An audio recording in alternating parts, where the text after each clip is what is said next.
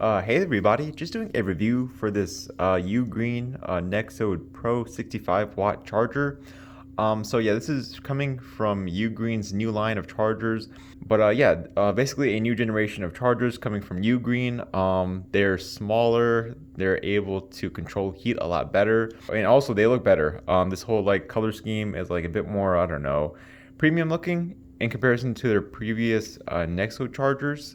But yeah, this charger is incredibly small and slim. This is a Coke can, and this is the charger itself. As you can see, really small. The design of this charger is also pretty unique. It has the charging ports at the bottom. This may not be preferable though. I mean, you could just like plug it into a wall outlet, but you're gonna have the charging ports at the bottom. So my recommendation would be to plug in this charger like this, and then have the charging ports easily accessible at the top. Just taking a look at the packaging that this charger comes in, and just right over here it gives you a bit of information about this charger. Gallium nitride infinity thermal guard, MacBook Air 13-inch, 70% in 60 minutes. Nexode Pro 3-port gallium nitride fast charger. Over the back, I think it does give you the specifications. No, it does not give you the specifications. Oh, it gives you the specifications right over here. And yeah, that's really about it. What you get in the box is a charger, of course, as I've shown you already. The manual, user instruction. The manual is pretty helpful because it actually shows you the power allocation. Just a reminder that this charger is a 65-watt charger with a max output of 65 watts. You can use the full power of each of the ports if you're charging from them a single device at a time. So, you can actually use the full 65 watts of power delivery if you're charging from C1 alone. And then if you're charging, multiple devices at the same time, the max output does become split. And right over here, as you can see, 45 watts, 20 watts, 45 watts, 18 watts, and 15 watts right there. And 3-port charging is going to have you be able to output 45 watts from C1, and 15 watts is going to be shared between the type A and the type C2 port. In my review article testing, because I already have done some testing with this charger, what happened was, well, I'm going to show you actually. I'm not going to even explain. It's not really a problem. It's something that I ran into with like nearly every single power delivery charger.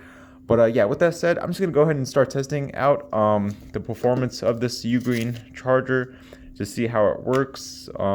Just like using any other charger, it's got to plug it into a wall outlet and you're going to be ready to go.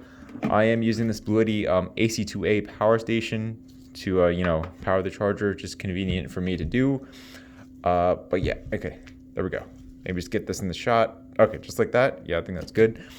So this is going to be C1 right over here, C2, and this is the type A port right there. I'm going to start out by charging my UGREEN 145 watt power bank to see how much I can pull from the C1 port when charging a single device at a time. And yes, I am able to pull 65 watts right there. The output reading on the screen for the AC2A is 122 watts. That's not really accurate right there. Don't pay attention to that. Okay. 65 watts right there from C1, and then we're just going to test out the output for C2, which should be what was it going to be? C2 should be able to output 30 watts to this power bank, and that's exactly what it's doing. There we go. Not going to bother with the type A port. I mean, you have to have a special protocol, I think, in order to actually use the full 22.5 watts. Okay, and so yeah, the UGREEN power bank is charging at about 47 watts, and the Base's power bank is charging at 20 watts, and that follows the specifications when it comes to charging two devices at the same time from C1 and C2. And then I'm going to charge my Galaxy Note 9 from the type A port, but let me grab a type C to type A charging cable, and I'll be right back. Okay, just back with the Galaxy Note 9. I'm going to plug it into the type A port right over here on this charger.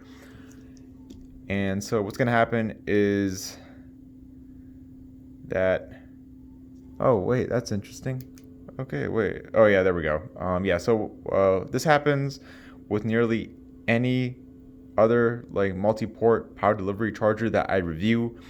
You know, when I charge like multiple devices at the same time, usually when I'm charging like from all the ports at the same time on a charger, if the split of power between two ports is like 15 watts, which it is in this case, you know, the type C2 port and the type A port are sharing 15 watts right now.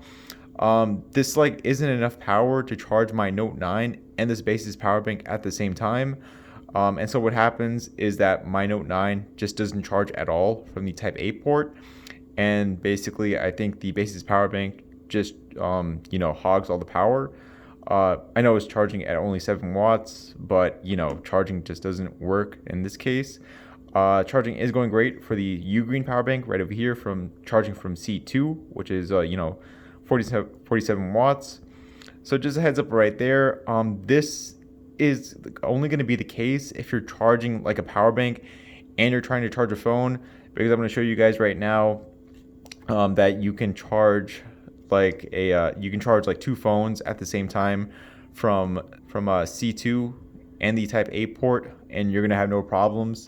Okay, and so yeah, right back here with two phones charging from the C2 and the type A port. You know, I got my LG G7 charging from C2, and it is charging, standard charging, and I have my Note 9 still charging from the type A port, and it's, you know, it's actually charging this time. After I disconnected the base's power bank and plugged in my LG G7 to the C2 port. And the UGREEN power bank is continuing to charge at 47 watts right there, as it should. So yeah, that's the only time I run into that problem where it doesn't charge two devices at the same time, you know, regarding the C2 and the type A port. But yeah, there we go. Charging works how it's supposed to. This charger performs great. It's also really compact. You're going to be able to take it anywhere. Right now, it's just a bit warm, and that's really about it. Not really much else to say. I will have a link down in the description below for this charger. I will also have a link to the review article over at chargerharbor.com in case you want to read a review for it as well. Just taking a look at the max output going on.